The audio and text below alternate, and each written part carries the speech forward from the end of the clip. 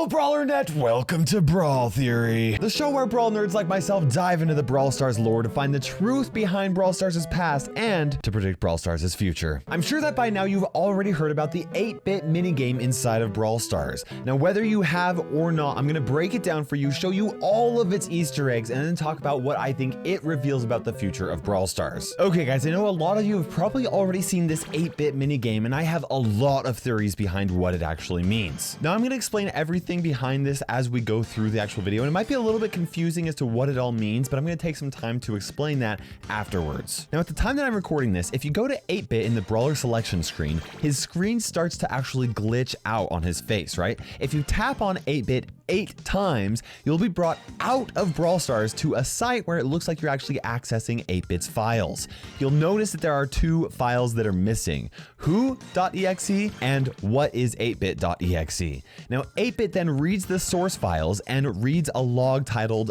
Echo Lies. More speculation on what that means later on. It also says that 8-bit's nagging psyche keeps him from discovering who and what 8-bit truly is. The memory is restored, and by tapping on one of the Ys for yes, you'll enter into 8-bit's memory core. You're then brought to game number 1, Project Laser. Now, for those of you who do not know, Brawl Stars was originally called Project Laser way back when it was first created. It was actually going to originally be a space game, and it was the foundation of the Brawl Stars that we know and love today. So this title is a throwback to the game's history, and I also believe it's a hint of what might come in the future. Now, you'll actually notice a few Easter eggs in this first space-themed game. By collecting the Brawl Stars logo, star thing, then you'll actually switch to different weapons, and one of them is a rocket launcher that looks just like Beach Brock's shark rocket launcher, which is kind of cool. Now, there are 3 enemies that you'll face in this minigame. First are the little bots that actually look like the ones in Robo Rumble, and they were actually one of the original concept brawlers for this space-themed game. It just so happens that the developers found a good game mode to put them in Robo Rumble later on in the game's history. Now, second is this general dog guy who you may or may not be familiar with. Back when Brawl Stars was called Project Laser, this general dog was actually one of the characters in the game. Here's a concept art piece of him that was made by the developers. Now, the third enemy is a little bit of a mystery. It's this big chicken guy flying around in this spaceship. Now, I've never seen him specifically before, but I know that when the developer team was experimenting with star powers, Shelly's original star power was going to be a little pet chicken that followed around and attacked enemy brawlers. I'm not sure if this chicken guy was actually a concept brawler that was originally going to be put into the game, or if it was referencing that chicken that was going to be Shelly's pet. Now, you'll also notice this planet actually has a smile on it, and we've actually seen this smile before. We've seen it on the crowns that are lying around the various environments in Brawl Stars. Now, I'm still crafting my own theories as to what this new smile face logo or whatever it is actually means, and I'm going to talk about that in a future video. Now, if you actually go too far into this space-themed game, you'll actually come to a screen that has a clue that you missed out on a level 2, and you have to try it again to find some sort of a portal. Now, if you go a little bit before that, you'll actually pass a black hole with some light coming out of it, and if you enter into that black hole, you will reach the next level, and you'll be shown this scene, which actually shows a few items that are already known in the Brawl Stars universe. Mortis's hat, Rico's bouncy bullets, Spike's sock, Gale's dentures? I think Gale needs to brush his teeth a little bit more. But you'll also see in the lower right hand corner a cassette tape. Now, I couldn't read the whole cassette tape, but somehow Coxer on Twitter was able to reveal the rest of the tape.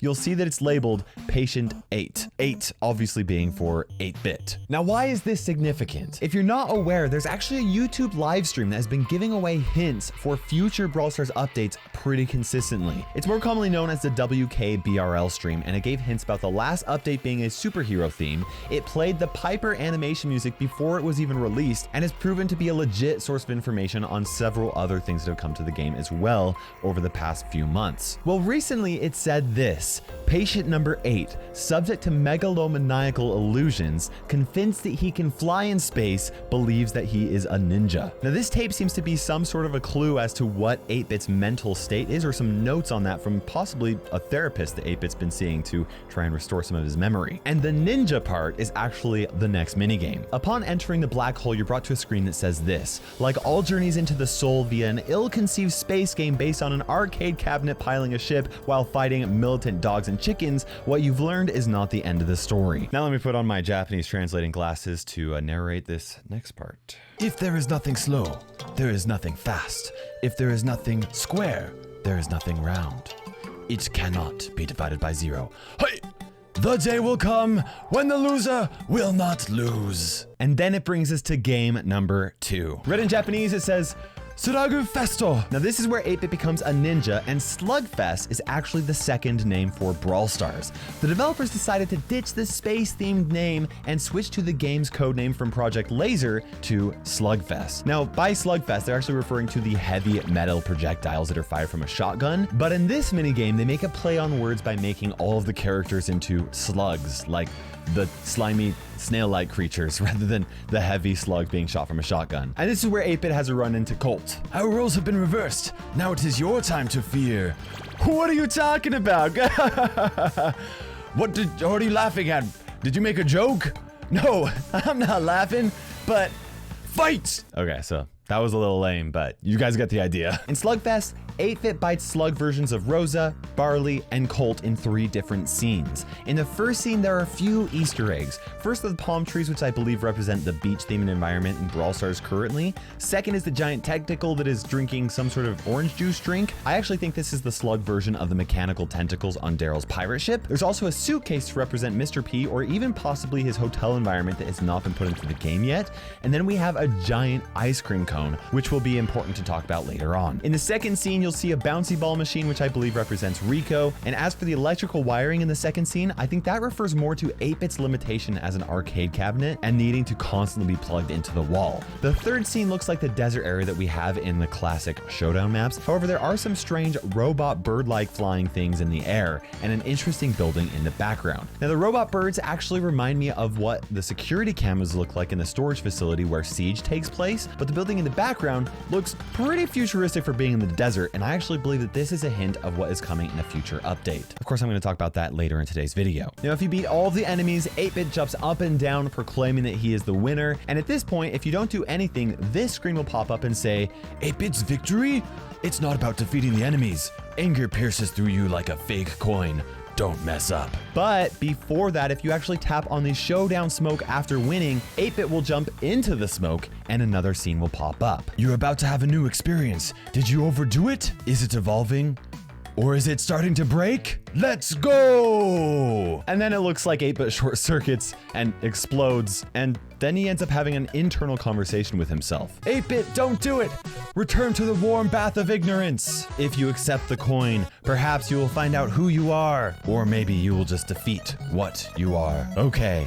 Don't ever say you didn't warn you. Now, I actually believe that this voice, this additional 8-Bit that 8-Bit is talking to, is the echo that is originally referenced in that programming code on the first page where it says echo lies. Obviously, this could be referring to the echoes in his mind, kind of like lying to himself, or it could just be an alternate version of him lying to try to prevent him from learning out the truth. And all of this brings us to game number 3, Starcade Breakdown. Now, I've been aware of Brawl Stars' first and second names, Project Laser and Slugfest, ever since Frank told me and several other YouTubers on the day that it was launched globally, but I've never heard of the name Starcade before. However, I have seen something like this logo in the game before. It's Starcade with an A replaced with a star and spelled with 2 R's. We've actually seen this in the giant building in a super city environment, and I believe that this is a little bit of evidence as to what is coming into Brawl Stars' future. Now, at the start of the Starcade Breakdown, 8-Bit has a memory of Bull picking on him by putting ice cream into his coin slot after having knocked him down. Now, this is actually the second mention of ice cream in 8-Bit's memory, which tells me that it is significant to 8-Bit in some sort of way. We also saw in the first scene of the second game, Slugfest. I'm going to talk about how this ties into 8-Bit's history later on. In this third game, 8-Bit jumps and shoots his way through the Starcade. Not only does he face other brawlers like B, Max, Surge, Brock, Leon, and Gale, he also blasts his way through other arcade machines. I recognized a Pong machine, a Claw machine, and also a Rico bouncy ball machine, and there were a few other ones that I didn't recognize, so you guys should let me know in the comment section if you know which ones they are. You'll also see posters that are referring to Project Laser, Slugface, and the Starcade. And as a side note, as you pass one of the windows, you'll actually see a Ferris wheel, which is a reference of Brawl Stars' overarching theme of it being a theme park, which I've talked about in a previous Brawl Theory video that you've definitely got to watch if you haven't already. At the end of the level, 8-Bit goes into a storage room and it says that coins can't buy you happiness and that the break room holds the truth.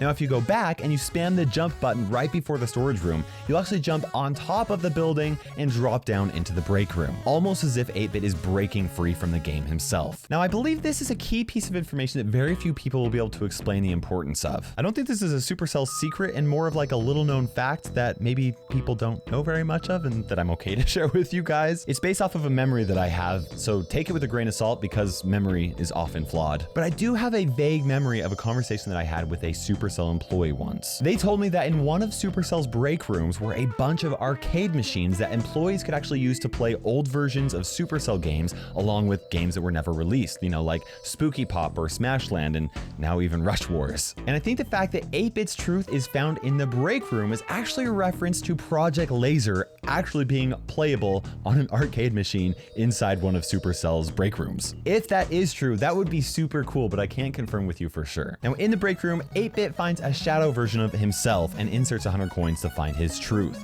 Shadow 8-Bit mimics 8-Bit, but a second later, and if you shoot Shadow 8-Bit, it'll actually remove your own health and you'll just die.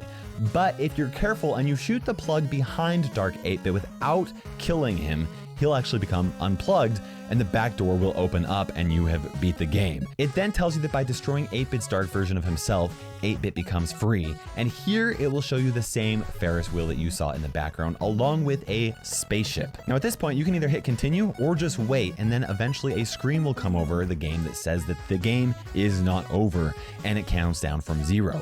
Once it does reach 0, it automatically opens up Brawl Stars on your mobile device. Now that we've covered all of the Easter eggs, I want to talk about what I think this reveals about 8-Bit's true identity before I talk about what this means for the future of Brawl Stars. I believe that 8-Bit was originally an arcade cabinet just like any other arcade cabinet. The game you could play on him, Project Laser. I think 8-Bit took a lot of abuse from the people who played on him, kind of played a little bit rough with him, and that was referenced by the fact that Bull was trying to put some ice cream in his coin slot.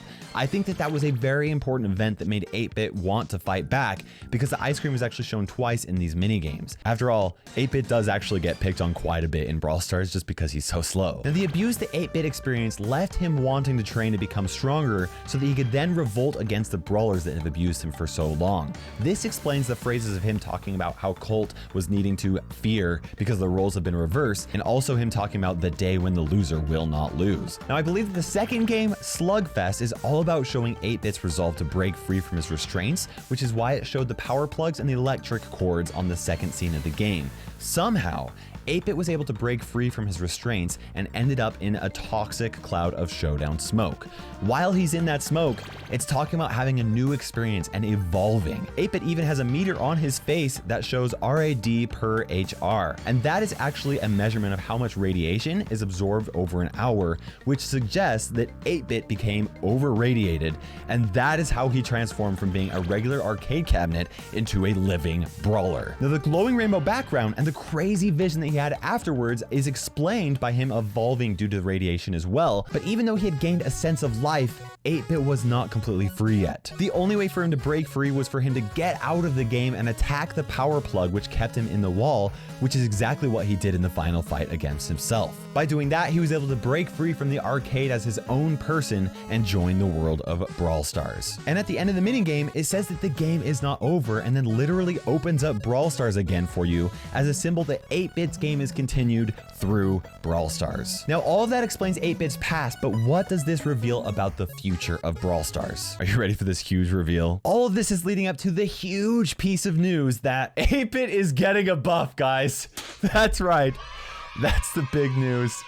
All of this, I'm just kidding. I think that this entire minigame is littered with clues that the next theme coming to Brawl Stars is space. Now, I've already speculated that a space theme would be great for Brawl Stars because a space environment is the perfect thing to add to any theme park. And this minigame holds a lot of evidence that would support this theory. First of all is the heavy emphasis on Project Laser. Obviously this refers to Brawl Stars' past, but I also think that it refers to the future of the game when paired up with the rest of the evidence. Secondly, we just got a new environment with the star building on it, and this minigame also refers to the star with the Starcade. All this talk about stars could obviously be a reference to the game's current name, but I would not be shocked if it were also referring to a space theme as well. Then there's the giant building in the third scene of the Slugfest minigame. That is not a part of Brawl Stars' past, at least as I'm aware of, and it clearly looks futuristic, especially for the Wild West theme of Slugfest. But the icing on the cake that solidified this theory for me is the final scene of the minigame where 8-Bit leaves his past to go towards Brawl Stars. The whole concept of going towards Brawl Stars was him leaving that building to see a Ferris wheel, which we know represents Brawl Stars, and what is right next to it? A futuristic space-themed rocket ship. The whole point of this minigame is that 8-Bit is leaving his past and is going to the future, and that is why the game continues into Brawl Stars. And the only reason I can imagine 8-Bit going toward a future with a rocket ship is if Brawl Stars is getting a space-themed update. It might be in the next update or possibly even in an update after that, but no matter when it happens, it's gonna be huge. But hey, that's just a theory, a Brawl theory. Thanks for watching. And use code Kairos in the Brawl Stars shop.